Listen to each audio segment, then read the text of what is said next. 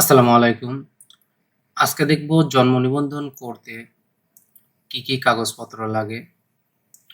ছোট কিংবা বড় সবারটাই দেখব ইনশাআল্লাহ। চলুন শুরু করা যাক।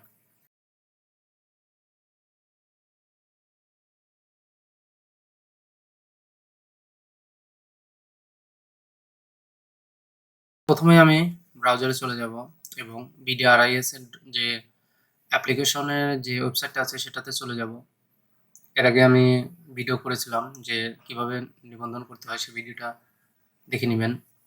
এখানে দেখুন, এখানে আমি যদি ১৯৯৯ সাল সিলেক্ট করি কোনো আবেদন করার জন্য, এখানে দেখুন চাচ্ছে চিকিৎসক কর্তৃক প্রত্যয়নপত্র এবং এখানে প্রাথমিক শিক্ষা সমাপনী, জুনিয়র স্কুল সার্টিফিকেট এবং মাধ্যমিক স্কুল সার্টিফিকেট। যদি আমার এগুলো থাকে সেক্ষেত্রে আমি এগুলো দিয়ে আবেদন করতে পারবো এবং স্থায়ী ঠিকানা প্রমাণের জন্য আমার পিতা-মাতার এনআইডি এবং বাড়ির খাজনার যে একটা রসিদ আছে সে রসিদটা লাগবে।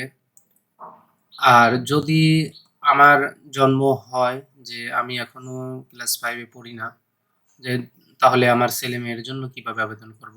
এখানে দেখুন, এখানে ৭/২/২০২৪ মানে নতুন জন্মগ্রহণ করেছে এমন ছেলে-মেয়ের জন্য চিকিৎসা প্রতিষ্ঠানের ছাড়পত্র বা চিকিৎসা প্রতিষ্ঠান প্রদত্ত জন্ম সংক্রান্ত সনদের সত্যায়িত কপি বা আবেদনপত্রের বার্থ অ্যাটেন্ডের এর প্রত্যয়নপত্র বা ইপিআই কার্ডের সত্যায়িত অনুলিপি।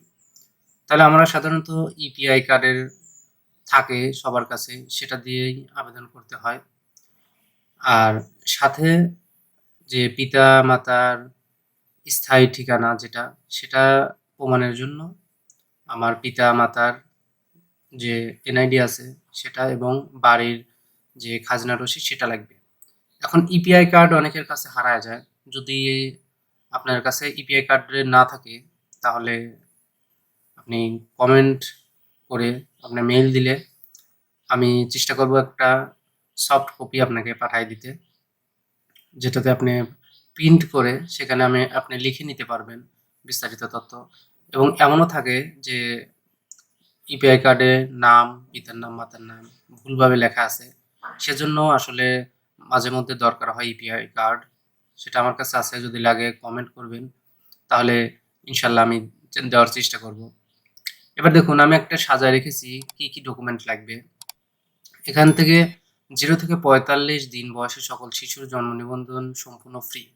এখানে ইপিআই কার্ডটাও লাগবে। ইপিআই কার্ড দিয়ে আবেদন করতে হবে। কিংবা যদি আপনি সরাসরি নিবন্ধকের কার্যালয়ে যান তাহলে এটা ফ্রিতেই করতে পারবেন। এবং জন্ম যদি ৫ বছরের কম বয়সী শিশুর জন্ম নিবন্ধন করি তাহলে কি লাগবে? দেখুন, এখানে সর্বদাই আমার টিকাদান কার্ডের যে সত্যায়িত ফটোকপি এটা লাগবে। আসলে এখানে সত্যায়িত না করেও আমি আমার ছেলেমেয়ের জন্য ২ টি আবেদন করেছিলাম। যেটাতে কোনো সত্যায়িত ছাড়া শুধু ফটোকপি দিয়ে আবেদন করেছিলাম। এবং এখানে শিশুর পিতার ডিজিটাল বাংলা, ইংরেজি জন্ম নিবন্ধন সনদের ফটোকপি এটা লাগবেই। এটা যখন আমি পিতামাতার যে এনআইডি অপশনটা আছে সেখানে আসলে এনআইডিটা হয় না। সেখানে জন্ম সনদের নাম্বারটাই দিতে হয়। এজন্য শিশুর পিতার জন্ম সনদে অবশ্যই বাংলা এবং ইংরেজি লাগবে। শুধু যদি বাংলা থাকে সেক্ষেত্রে আ নামের ক্ষেত্রে শুধু বাংলাটা আসবে, ইংলিশটা আসবে না। এজন্য এটা সম্পূর্ণ হবে না। তাহলে কিভাবে বাংলা থেকে ইংরেজি করতে হবে, বাংলার সাথে ইংরেজিটাও, সেটার একটা ভিডিও করেছিলাম, সেটা দেখে নিবেন। তাহলে ইংরেজিটা আগে করে নিতে হবে এবং এখানে শিশুর মাতার ডিজিটাল বাংলা জন্ম এবং ইংরেজি সেম ভাবে বাংলা, ইংরেজি দুটোই লাগবে এবং এখানে যখন নিবন্ধকের কার্যালয়ে যাব তখন বাবার আইডি কার্ডের ফটোকপি এবং মায়ের আইডি কার্ডের ফটোকপি অবশ্যই দিতে হবে। যদি না থাকে সেক্ষেত্রে এসএসসি, জেএসসি সনদের ফটোকপি দেওয়া যাবে এবং বাড়ির হোল্ডিং নাম্বার, বাড়ির যে একটা হোল্ডিং নাম্বার ট্যাক্স আমি দিয়েছি কিনা সেটা প্রমাণের জন্য সেই ট্যাক্স যে হালনাগাদ পরিষদের ইউপি ট্যাক্স রসিদের ফটোকপি এটা দিতেই হবে। যেখানে ট্যাক্স রসিদের ফটোকপি আছে সেখানেই লেখা আছে আমার এই হোল্ডিং নাম্বারটা। সেক্ষেত্রে আমার হোল্ডিং নাম্বার আর ট্যাক্স রসিদের ফটোকপি যেকোনো একটা দিলেই আমার কাজ হয়ে যাবে। আর আবেদন করার পরে এখানে 15 দিনের একটা ডেট দেওয়া থাকে যে এই ডেটের মধ্যে গিয়ে জমা দিতে হবে। সেই ডেটের মধ্যে গিয়েই জমা দিতে হবে অবশ্যই, না হলে এটা অটোমেটিক্যালি বাদ হয়ে যাবে।